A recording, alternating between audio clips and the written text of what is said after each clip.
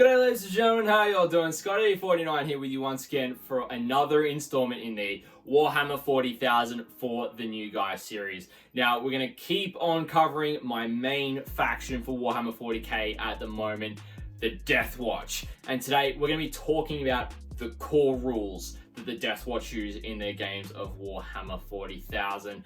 But before we jump into it, I hope you guys are enjoying this series where we're looking at all the different factions. We're going to be covering them off over time as well. And we've got some spicy ones of the newer releases coming out soon. But without further ado, ladies and gentlemen, let's jump into it. Alrighty, so the Deathwatch have got several different core rules in addition to the core rules of the Space Marine Codex that add to them in how they are played as a non-codex compliant chapter. They're called a chapter, but they're kind of not in a sense. They're kind of under the Inquisition, as we talked about in our lore video. Now, the core rules for the Deathwatch, in addition to those Space Marine Codex ones, are mission tactics, special issue ammunition, and mixed units. So first off, we're going to talk about mission tactics.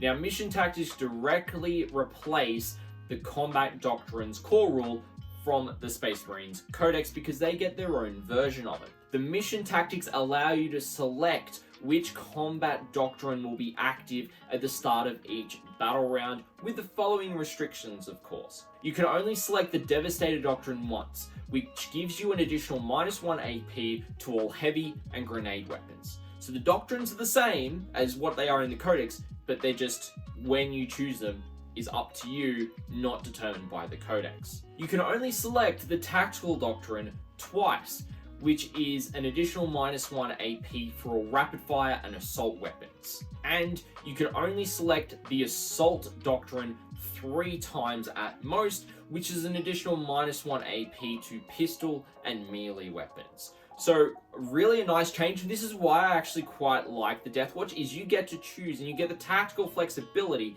as to when to activate the right doctrines for the right circumstances in your games. So say turn 1, it's top of the turn and you don't really see much on the battlefield, burn an Assault Doctrine so that you go, okay, cool, I'm going to get into position this turn, I'm going to use some advanced moves, and then next turn it's like, cool, everything's in position where I want it, let's pop Devastator Doctrine. And then the following turn, let's pop Tactical, because you're up close then, you're able to get your rapid fire weapons going, you're able to get those heavy weapons getting extra damage the turn before, things like that. Number 2 is one of my also favorite rules of the Deathwatch ever since Sternguard veterans had these back in the 5th edition Codex of the Space Marines. And when they took this away from the Sternguard vets in 8th edition, I was furious. But they gave it to the Deathwatch, so I immediately went to the Deathwatch Codex for these, and this is the special issue ammunition. Now, special issue ammunition is a ranged weapon ability on bolt pistols, bolt guns, and combi weapons with a bolt gun profile on it as well. Each time a model goes to make a ranged attack with this weapon that has this ability, before selecting a target, you can select one of the following 4 different special issue ammunition types. A lot of tactical flexibility with the bolters, bolt pistols, and combi weapons that you can employ with the Deathwatch. So the first one is Dragonfire Bolts. The target does not receive the benefits of cover. The second is one of my personal favorites, Hellfire Rounds. Unless the target has got the vehicle or Titanic keyword, these attacks are at +1 to wound. Really helpful against killing things that might be toughness 5 or greater because, oh cool, I'm +1 to wound, so instead of wounding on 5s with bolt guns, I'm wounding on 4s still. Really, really great to see this one and use it quite well. Number 3 is Kraken Bolts. They add 6 inches to your range and an additional -1 AP that is cumulative with the Tactical Doctrine bonus. So that means if you use this in conjunction with the Tactical Doctrine, you can get your bolters to being 30 inches of range at -2 AP. Really, really strong there in my opinion to get that extra range in the first couple of turns. And then number 4, they have changed this one up a little bit, which is Vengeance Rounds. It used to be where there used to be bolter rounds that were AP3 back in 5th edition, but they could explode with Gets Hot. It was funny as, and they were really good. But now they're just +1 damage to your bolters. So it means that, cool, I'm in Tactical Doctrine, cool, I'm going up against something that's Armor of Contempt, that's 2 wounds. I don't care. I'm going to be pumping them with Vengeance rounds anyway, because I can then get just, if they fail saves, I get wounds through. It's perfect, it's brilliant.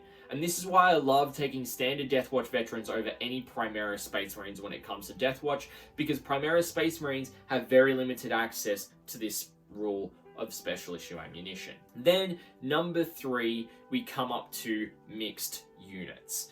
Now, the mixed unit rule applies to the Deathwatch kill teams that we've already previously talked a little bit about, which have the option to have a variety of different models included in the kill teams. Now, when an attack is made against a unit that has got different toughness values, you use the majority toughness of the unit to determine what is required for the result to wound a mixed unit. If there is no clear majority, so say you've got equal number of models that are toughness 5 and toughness 4, then as the controlling player, you get to actually choose which toughness value is used for your opponent to be wounding against. So again, if you keep a 10-man veteran squad with 5 bikes and 5 veterans together, they're going to be toughness 5 on the veterans because of that same number of models with that different toughness values, and you get to choose. Now, for the purposes of bolter discipline and determining which models can embark within a transport, the Terminator models count as having the Terminator keyword,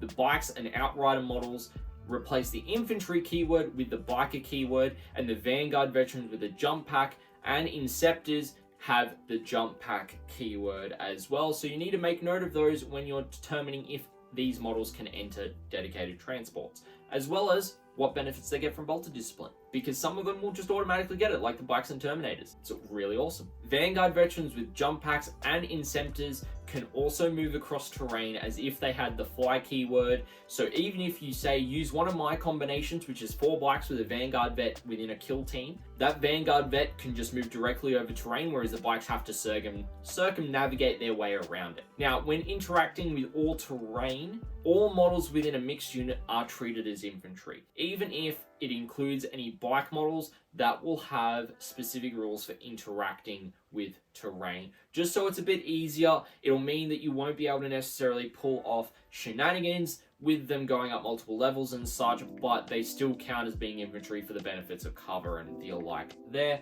And ladies and gentlemen, that covers it for the 3 core rules of the Deathwatch.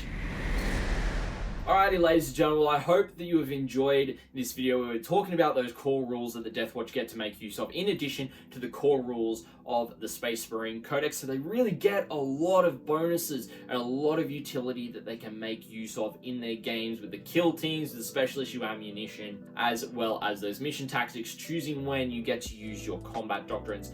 All of those paired together can be quite effective, can be quite a devastating army on the table. Now, if you did enjoy this video or you have anything you'd like to add or comment on, feel free to let me know down in the comments section below. If you enjoyed the video, feel free to hit that like.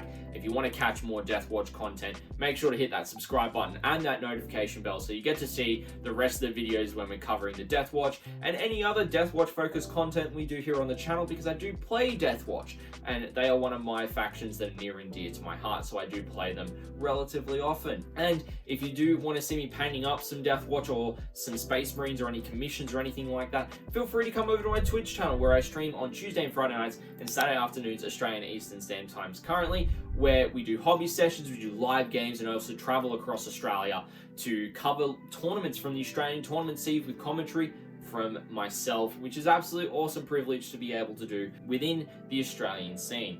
But ladies and gentlemen, that's going to be it for this video, and I hope to catch you in the next one.